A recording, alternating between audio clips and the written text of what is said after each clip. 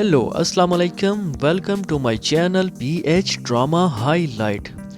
ईसा की तमाम property, bank balance सब कुछ हाथों से निकल गया। झूठी मोहब्बत की लोरी सुनाते सुनाते रिफत ने कर दिया ईसा को कंगाल। अब ईसा के कंधों पर एक बहुत बड़ी आ गई है जिम्मेदारी। क्या होगा और क्या नहीं होगा। पाकिस्तानी ड्रामा सीरियल मोहब्बत रेजा रेजा, जो कि आजकल बहुत ही इंटरेस्टिंग देखने को मिल रहा है। रिफत ने कैसे बेवकूफ़ बनाकर ईसा की तमाम जायदाद, बिजनेस, डॉक्यूमेंट पर साइन करवा लिया।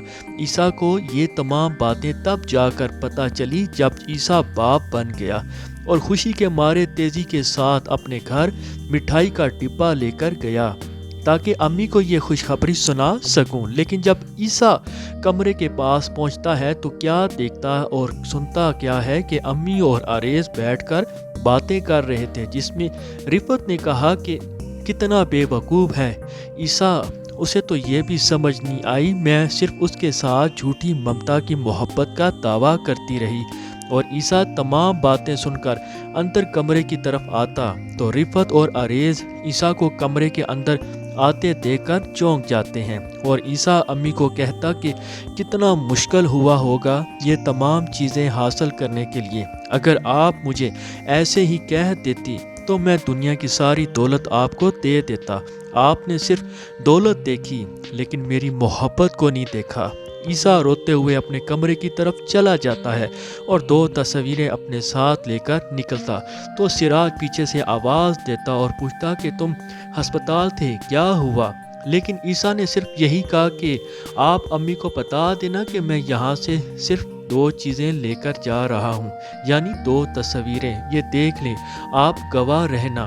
इसके बाद आप देखोगे कि ईसा की तमाम जायदाद, बिजनेस को धोखा के साथ हड़पने पर घर पर खुशी की मिठाई खाई जाती है। लेकिन रिफत को लगता है कि अब मैं तमाम चीज़ों की मालकन बन चुकी हूँ, लेकिन असल में रिफत धोखा खा रही है, क्योंकि आगे जो कुछ रिफत के साथ होने वाला है इसने कभी सोचा ही नहीं था कि जिसकी खातिर मैं इतना कुछ किया उसी ने ही मुझे लात मारकर घर से बाहर निकाल दिया। इसके बाद आप देखोगे कि ईसा अपने और अपनी फैमिली के लिए एक रेंट पर घर खरीदेगा ताकि अब आने वाले मुस्तकबिल को अच्छे से हैंडल कर सके।